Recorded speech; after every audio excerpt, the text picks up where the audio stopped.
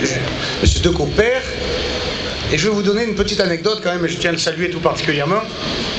Parce que quand nous avons eu l'idée de faire les vélos, et que on a parlé avec Jean-Claude, qui ne monte pas naturellement, spontanément sur un vélo, mais qui est très attentif au développement de sa ville.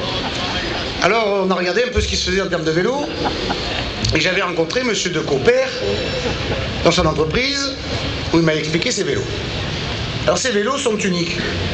Ils sont uniques pour une raison très simple, c'est qu'il n'y a pas une pièce qui peut se démonter, donc se voler pour le monter sur un autre vélo. Il n'y a pas un câble apparent, donc tout est protégé. Il n'y a pas de chaîne qui puisse vous arracher la jupe ou le pantalon.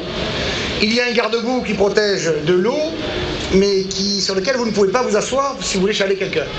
En fait, quand on regarde ce vélo, il est conçu pour le système urbain. Il est suffisamment lourd pour être solide, mais suffisamment léger pour aller vite.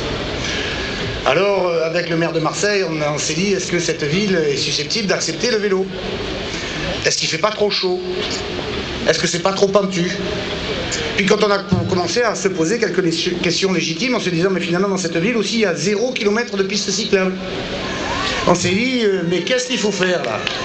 Est-ce qu'on peut rester en l'état ou est-ce qu'on doit faire notre propre révolution? Alors nous ne sommes pas quand même fondamentalement des révolutionnaires, nous sommes plutôt des pragmatiques actifs.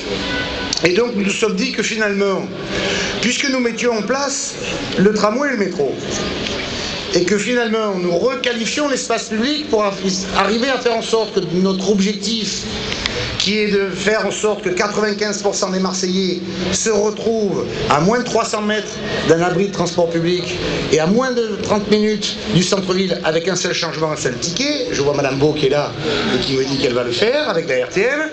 Nous avons donc la nécessité de faire en sorte de fournir des parkings résidents pour les résidents et puis de faire en sorte que ceux qui veulent se déplacer, quels que soient leurs moyens, puissent avoir un outil à leur disposition efficace, ludique et pratique.